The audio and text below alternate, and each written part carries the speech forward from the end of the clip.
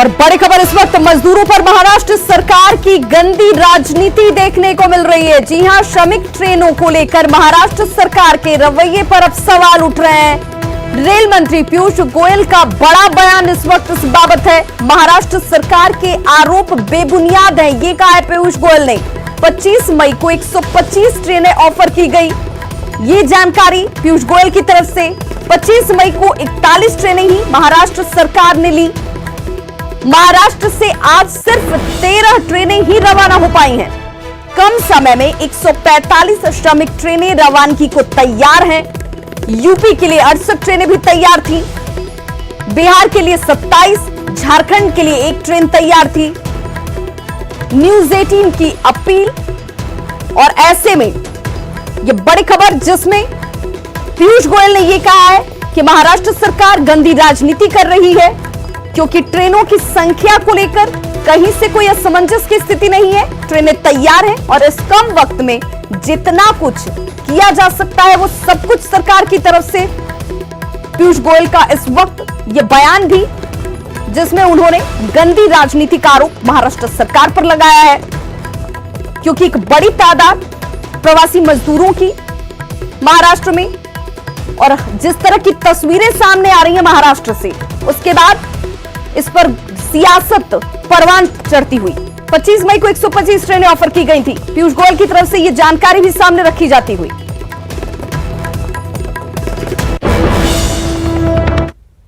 और बड़ी खबर इस वक्त गोपालगंज से, जहां पर गोपालगंज में 2 दिन के अंदर 4 मर्डर से हड़कंप मच गया है। पहले आरजेडी नेता के 3 परिजनों की हत्या, और फिर आज जेडीयू विधायक अमरेंद्र पांडे के फुफेरे भाई का मर्डर। इस वारदात से इलाके में गैंग वॉर तेज हो गया है। विधायक का भाई और भतीजा तो गिरफ्तार हो चुके हैं, लेकिन बिगड़ती कानून व्यवस्था पर एसपी की चुप्पी कई सवालों को खड़े कर रही है।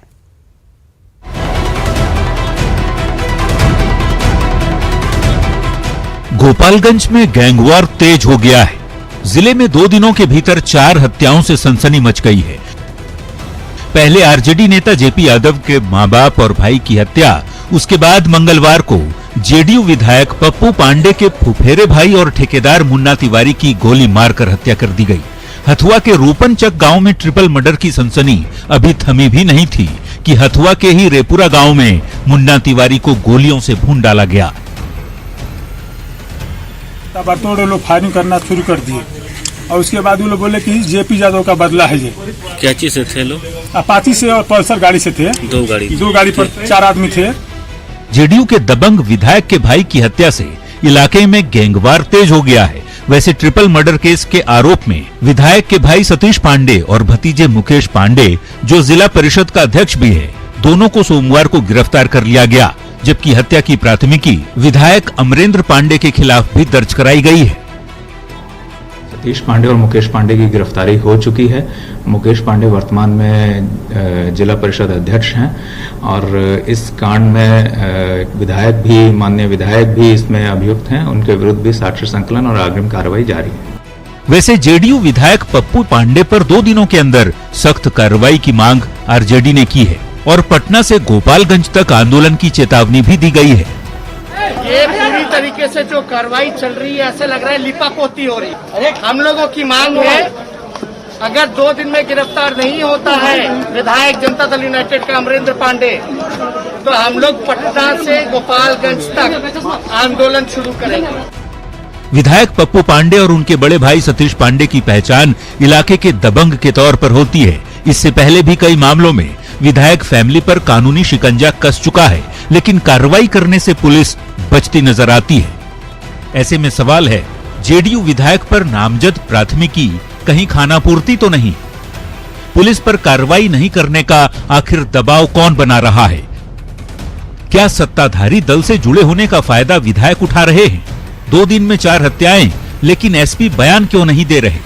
ये कुछ ऐसे सवाल हैं जो सीधे तौर पर पुलिसिया कार्रवाई पर सवाल खड़े कर रहे हैं।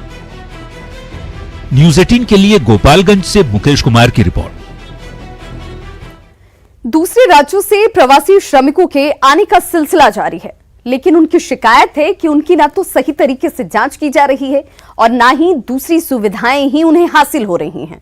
साथ ही सोशल डिस्टेंसिंग की भी धज्जियां उड़ाई जा रही हैं। देखिए हमारी रिपोर्ट।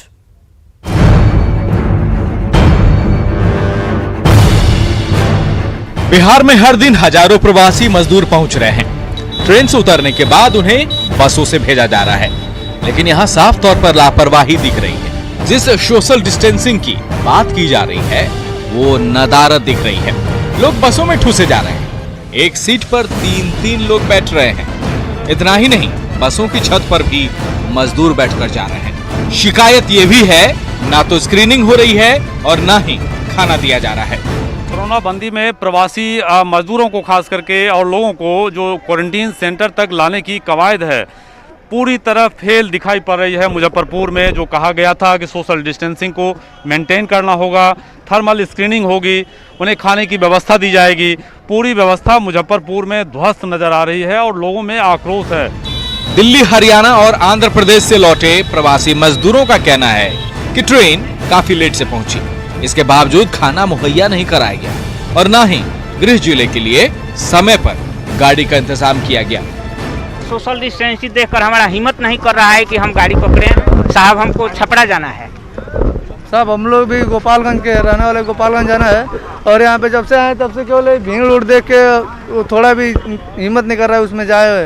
ये आम लोगों की फीलिंग है कि किस प्रकार सरकार ने सोशल डिस्टेंसिंग को महत्वपूर्ण बताया है कोरोना से निपटने के लिए, लेकिन जिस प्रकार ट्रेनों में और फिर अब बसों में जिस प्रकार सोशल डिस्टेंसिंग की धज्जियां उड़ाकर 2 से 2.5 गुना अधिक पैसेंजर्स को बैठाकर ले जाया जा रहा है, ये बिल्कुल ही लोगों को नागवार लग रहा है और निश्चित ही प्रशासन इस मामले में कोरोना से खिलवाड़ करता नजर आ रहा है।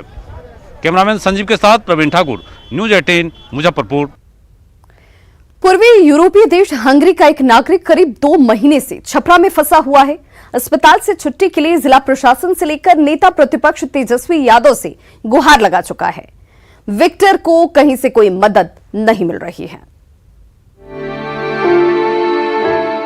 लॉकडाउन की वजह से हंगरी का एक नागरिक विक्टर जीचो करीब 2 महीने से छपरा में फंसा है। विक्टर की कोरोना जांच में रिपोर्ट निगेटिव आई है। क्वारंटीन सेंटर में 14 दिनों की अवधि भी पूरा कर चुका है। इसके बावजूद जिला प्रशासन और अस्पताल प्रशासन विक्टर को बाहर जाने की अनुमति नहीं दे रहा। Main problem is that I am here in the hospital. I am a healthy person. मेरी सबसे बड़ी समस्या ये है कि मैं यहाँ फंसा हुआ हूँ। 29 मार्च को मुझे यहाँ भर्ती किया गया था। सब कुछ ठीक होने के बाद भी मुझे नहीं छोड़ा जा रहा है। Even after I get my negative coronavirus test report. इनको हम लोग छोड़ देते हैं, बट बीइंग फॉरनर ये जो ही बाहर जाएंगे फिर इनको कोई न कोई नैब कर लेगा, पकड़ लेगा। He will fall in trouble. तो हम लोग इनको गेस्ट की तरह रखे हुए हैं और अभी हम लोग वेट कर रहे हैं कि बाहर से कोई प्रशासनिक आदेश हम लोग को प्राप्त हो। विक्टर जीचो मदद के लिए तेजस्वी यादव को भी ट्वीट कर चुके हैं। तेजस्वी यादव की उनसे बात भी हुई, लेकिन मदद नहीं मिला। पिता को गुड़गांव से दरभंगा लाने पर विक्टर ज्योति कुमारी को बधाई भी देते हैं। साथ ही सरकार और जिला प्रशासन से पूछते हैं कि जब एक लड़की गुड़गांव से बिहार आ सकती है तो उन्हें दार्जिलिंग क्यों नहीं जाने दिया जा रहा। An article which was published about a girl. She brought her wounded father from अपने पिता को हरियाणा से बिहार आने के लिए मैं ज्योति को बधाई देता हूँ। साथ ही पूछना चाहता हूँ कि जब ज्योति कई स्टेट से होते हुए बिहार आ सकती है तो मुझे क्यों नहीं जाने दिया जा रहा है। 1200 kilometers, but they crossed 2 state borders without permission. Hungary के नागरिक विक्टर जीचो पिछले 55 दिनों से सदर अस्पताल के आइसोलेशन वार्ड में हैं। उन्होंने अपने 14 दिन का क्वारंटाइन भी पूरा कर लिया है, लेकिन प्रशासन के लोग इन्हें वापस दार्जिलिंग भेजने के लिए कोई कार्रवाई नहीं कर रहे हैं। इसको लेकर इन्होंने सरकार को भी पत्र लिखा है और अब विपक्षी पार्टियां भी विक्टर जीचो के साथ खड़ी हो गई है। ऐसे में देखने वाली बात होगी कि विक्टर जीचो अब कब तक अपनी दार्जिलिंग की यात्रा पूरी कर पाते हैं। संतोष गुप्ता, न्यूज 18 छपरा। बिहार में प्रवासी मजदूरों के आने के बाद से उनके लिए रोजी रोटी का इंतजाम एक बड़ी समस्या है। बिहार में इसी साल विधानसभा चुनाव होने हैं और ऐसे में राजनीतिक पार्टियों के लिए मजदूरों की मजबूरी उनके लिए एक बड़ा मुद्दा है। देखिए ये रिपोर्ट।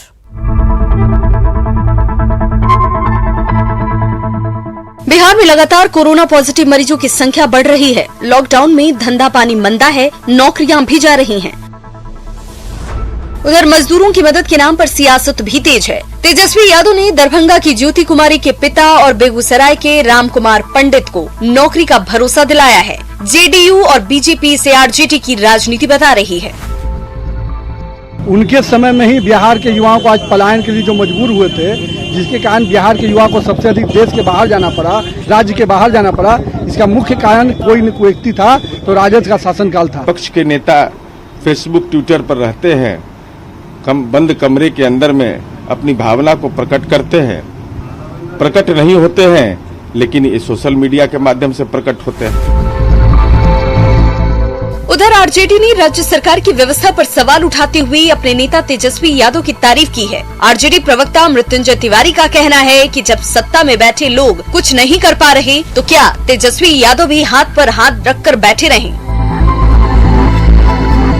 जब राज्य के माननीय मुख्यमंत्री नहीं कुछ कर पा रहे हैं बिहार के लोगों के लिए, तो नेता प्रतिपक्ष की जिम्मेवारी बनती है।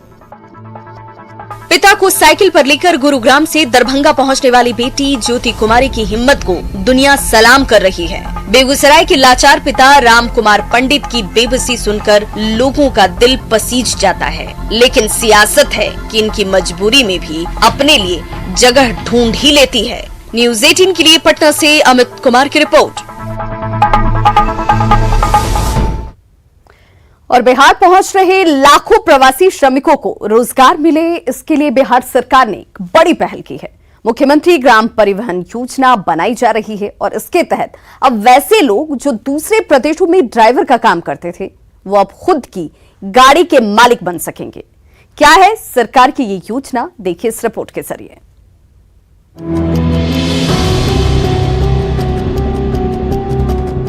भाड़े की गाड़ी चलाने वाले ड्राइवर अब अपनी गाड़ी के मालिक बनेंगे।